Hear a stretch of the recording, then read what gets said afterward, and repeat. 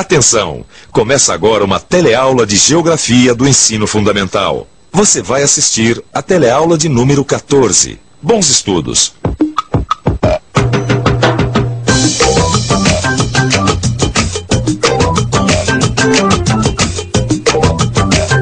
Bom dia. Você acha que o tempo vai mudar? Quem sabe, se olhar pra lá pode ver que já tá chovendo, né? Me parece que não. À tarde. Por quê? É o que tem acontecido quase todo dia. A gente pega uma capa de chuva, quem tem barco usa o seu barco e paciência, é isso aí. Eu também acho. Como prever o tempo? Esse é um dos temas da nossa teleaula de hoje. Nesta teleaula você vai aprender o que são as massas de ar e como elas se deslocam na atmosfera. Vai ver como podemos acompanhar o deslocamento das diferentes massas de ar e prever as mudanças no tempo. Vai aprender o que é pressão e umidade atmosférica e como todos esses fatores influem no clima de cada região. Nossa teleaula está começando agora.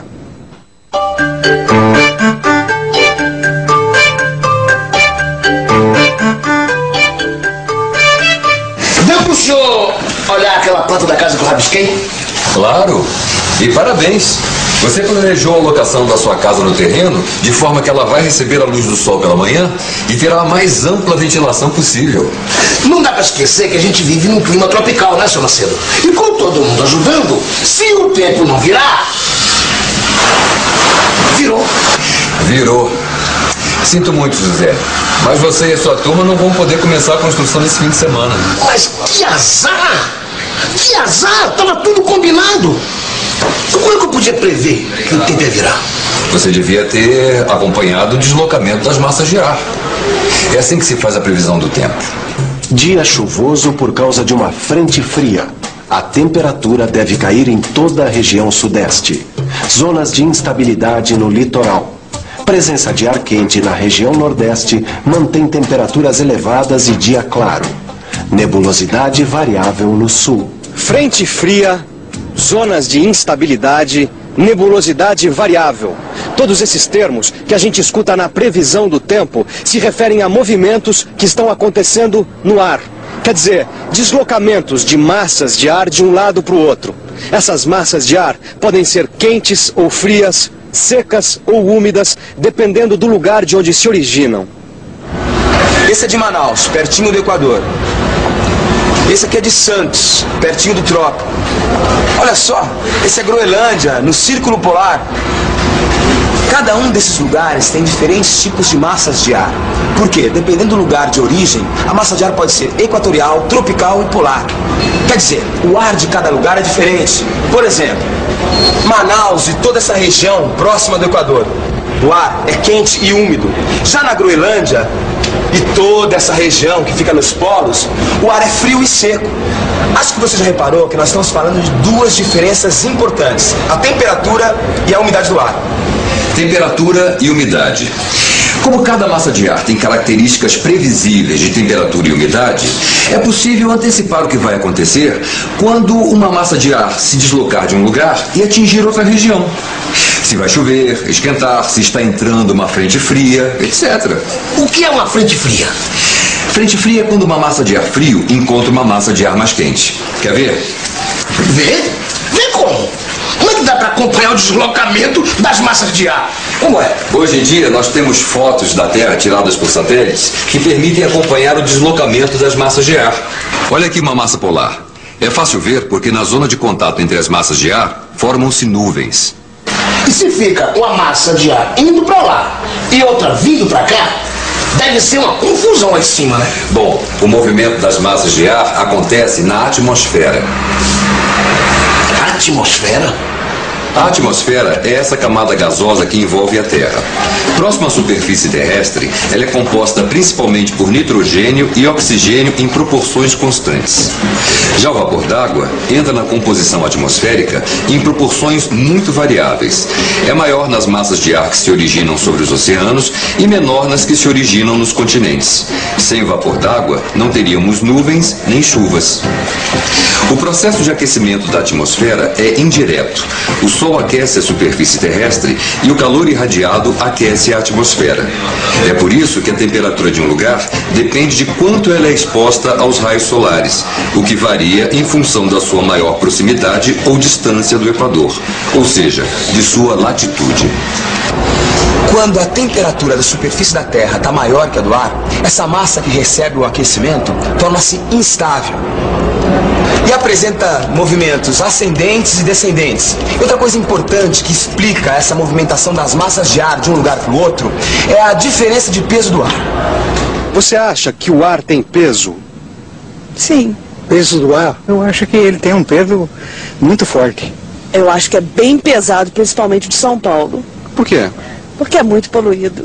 Não, eu senti o ar, o peso não. Para a gente ver que o ar tem peso, o mais fácil é observar o que acontece com alguma coisa mais leve que o ar. Como o gás que está dentro desse balão. Porque o ar tem peso, ele exerce uma pressão sobre toda a superfície da Terra. É o que nós chamamos de pressão atmosférica. O peso do ar, quer dizer, a pressão atmosférica varia o tempo todo. Para medir o peso do ar, nós usamos um aparelho que se chama barômetro. Isto é um barômetro. Ele tem no meio uma coluna de mercúrio que sobe ou desce segundo a variação da pressão atmosférica. No nível do mar, se a temperatura for de 20 graus Celsius, a pressão do ar será de 760 milímetros, ou 1013 milibares, que é a unidade de medida para a pressão atmosférica.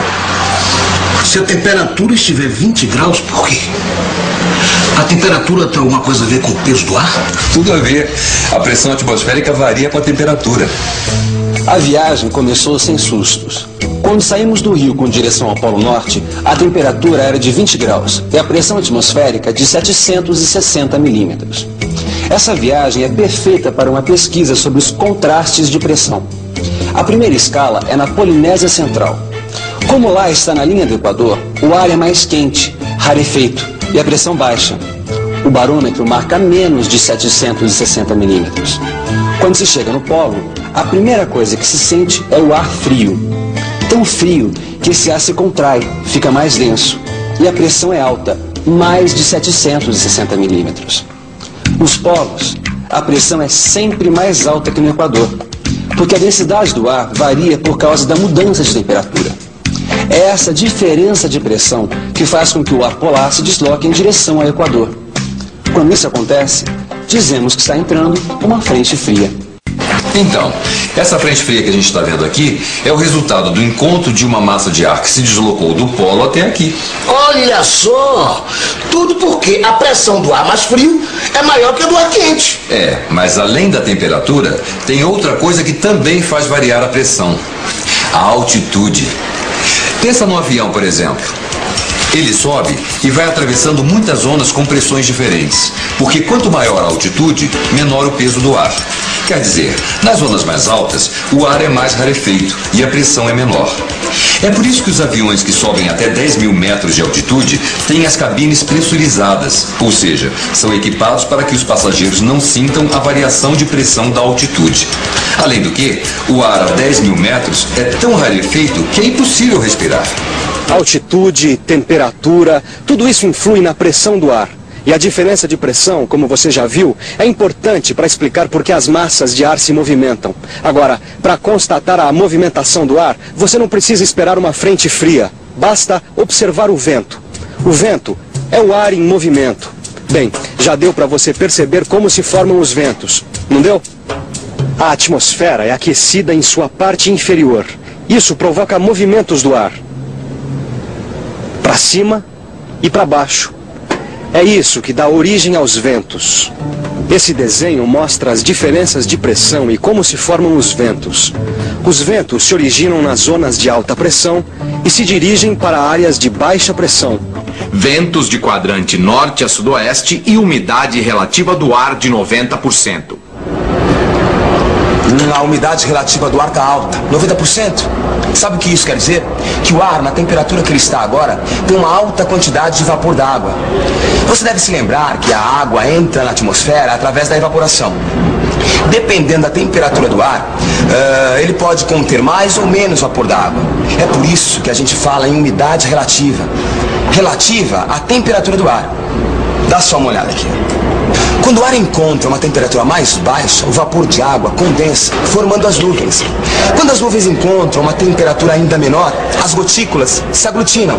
Quer dizer, quanto mais baixa a temperatura do ar, menor a capacidade dele reter o vapor d'água. Aí o excesso de vapor d'água é expelido e chove. Chove, quer dizer, a água se precipita na forma de chuva. Se a temperatura do ar estiver mais baixa ainda quando houver a condensação, em vez de água, cai granizo ou neve.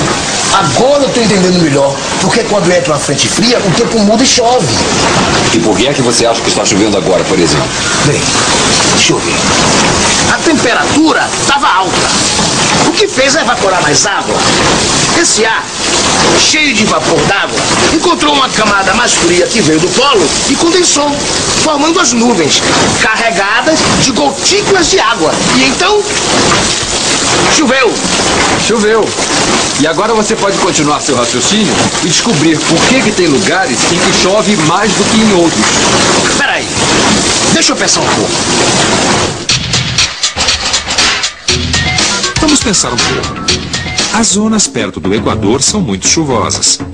Essas regiões têm temperaturas sempre altas e isso provoca elevada evaporação, quer dizer, vapor d'água no ar. Nas regiões litorâneas, temos a ação de correntes marítimas quentes e por isso chove mais. Já onde as correntes são frias ou no interior dos continentes, a evaporação é mais difícil e chove menos porque a umidade ficou retida junto ao litoral. Nas regiões polares, devido às temperaturas muito baixas, as nevadas são mais frequentes que as chuvas. No mapa que mostra a quantidade de chuvas que cada região da Terra recebe, a gente pode notar tudo isso. Pode notar também que do Equador para os trópicos, as chuvas diminuem. É no interior dos continentes, nas regiões próximas dos trópicos, que estão as áreas muito secas, os desertos. Nunca vi um lugar assim. O deserto é impressionante. É a área mais seca do planeta. Não chove quase nunca. Isso tem a ver com o movimento do ar e a diferença de pressão. As altas temperaturas da faixa equatorial forçam a subida do ar, o que produz a baixa pressão. Esse ar desce nas regiões próximas aos trópicos e forma núcleos de alta pressão, sem criar condições para que chova. A massa de ar funciona como uma esponja, absorvendo a umidade do continente, formando os desertos. Como você vê, o clima de cada região depende de vários fatores. Quanta coisa, seu Macedo! Deixa eu ver se eu entendi. A posição de um lugar com relação ao Equador, quer dizer, a sua latitude, mais a sua altitude, as correntes marinhas que o afetam, estar no continente ou no litoral, sua vegetação, vão influir na sua temperatura, pressão atmosférica, ventos, umidade do ar, nuvens e quantidade de chuvas. É isso que origina os diferentes climas na Terra. E é clima quente, clima frio, e isso muda tudo. Muda até a paisagem. Ah, muda mesmo. Você já reparou que nós podemos deduzir o clima de uma região pela paisagem que ela apresenta? Sair da Amazônia direto para a Europa foi como chegar em outro planeta. Parece que tudo é diferente, principalmente o clima e a paisagem, o tipo de vegetação. A vegetação de um lugar com um clima quente como a Amazônia é densa, exuberante e cheia de espécies diferentes. Isso porque é uma região onde chove muito e que fica muito exposta ao sol. As temperaturas são elevadas e as chuvas ocorrem o ano todo. Já na Europa, o clima é frio e as estações do ano são bem definidas. A vegetação temperada acompanha o ritmo das estações, com grande contraste entre a primavera e verão e o outono e inverno. O clima influencia a vegetação e a vegetação influencia o clima. E como nós já vimos, as massas de ar também são muito importantes na definição do clima. Bem, tudo isso vale a pena ver de novo. Vamos revisar? E atenção, se liga aí, que é hora da revisão. Na teleaula de hoje, você aprendeu que as massas de ar são grandes volumes de ar que apresentam características de temperatura ou umidade constantes. Viu que as massas de ar podem ser equatoriais, tropicais e polares. Aprendeu que as diferenças de temperatura e pressão influem no movimento dessas massas e que uma frente fria é o encontro de uma massa polar com uma massa tropical. Viu como se originam os ventos e como é possível prever o movimento das massas e as mudanças no tempo. E que a previsão do tempo pode ser feita através das fotos de um satélite, acompanhando o deslocamento das massas de ar. Aprendeu também porque as diferentes regiões da Terra recebem quantidades de chuva diferentes. Até a próxima teleaula.